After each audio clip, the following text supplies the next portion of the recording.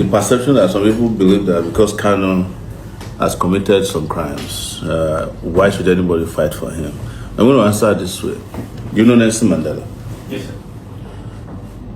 He was regarded as a terrorist because he was fighting for the liberation of blacks in South Africa. In fact, Nelson Mandela's name was not removed as a terrorist until he became president of South Africa. That was when the US lifted the terrorism tag, granted him a visa, and he traveled across the world. And one of the things he said when he was visiting the US, same question was asked of him. Why is it that as a person who is freedom loving, you are supporting Cuba?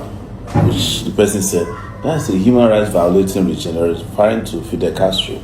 He said to them, sometimes the problem with you people is that you want to choose our friends for us and you want to choose your enemies for us. That is basically what's happening in your MBA group. Some people are trying to choose your enemies for you. But the question you should ask yourself is, what is Nnamdi Kanu fighting for? Self-determination. It came out several years ago that the Igbos are tired of being treated like slaves in the country. And he wants the former Biafran region to break away as a nation state. The constitution is very clear. You can agitate for self-determination. But we don't have the position of referendum in our constitution. He started peacefully. He was going from village to village. In fact, he didn't go from village to village. He was on a radio. His only weapon was a microphone. Guess what? When he was arrested the first time, what they found on him was a microphone, not a gun. They found with Mandela a pistol. Well, with Nnamdi Kanu, they found a microphone. In fact, when they were asked to present evidence, even in the ongoing case, the evidence presented is that microphone, his underwear, top and bottom, and some of his writings.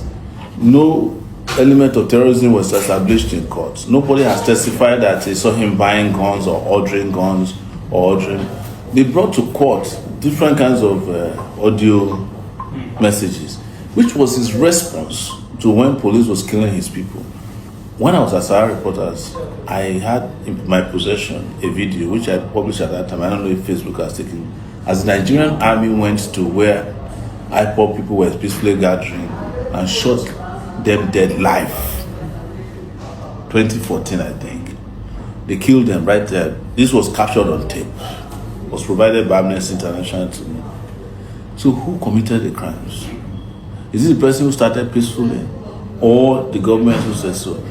But like I started this with, this was the goal,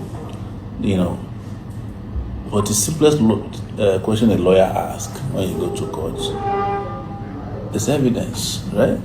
Yes, sir. If somebody is brought before a court on terrorism charges, and we have not been able to prove it in 4 years, there's something wrong with that process. Meanwhile, Simon Ekpa was arrested maybe last year. He has been convicted within 6 months in Finland. He may not have been as guilty as it, but he has the process of appeal. The trial was speedy, open, and in my own view, fair. What happens to Nnamdi Kanu? You just keep defending, detaining him. Even when the Court of Appeal said that he's discharged and acquitted and wrote that he should be released forthwith, you refuse to honor that court order. And you are going into MBA groups to say, why is anybody fighting? You are taking extra legal steps to violate the right of a campaigner for self-determination. We are taking extra legal steps to force your hand to respect his rights. That is the reason for my protest. And who is in a better position to know a sham trial if it's not Sowore? I've been subjected to as many as 10 of those foolish trials. I have about 3 now pending. And they are going to end up in nothing. That's why since 1992, I don't write statements in police station. They sit me down, we are reading your rights to you, because I know we are not going to trial, for which my statement will be needed. And if I'm going to trial, my statement will not count if you have made up your mind that I'm guilty as charged. So tell your NBA friends that first and foremost, we are disappointed in them. They are not even represented in court to observe the trial. The same way they did to me in 2019. The NBA cannot The American Bar Association sends representative to all my court trials. The Nigerian Bar Association is not in court, even as a friend of the court. You should be there standing up and say, my Lord, can we guide you? This is what the law says. The judge can say, shut up. But you are there. You go to your WhatsApp groups, and you know what they do?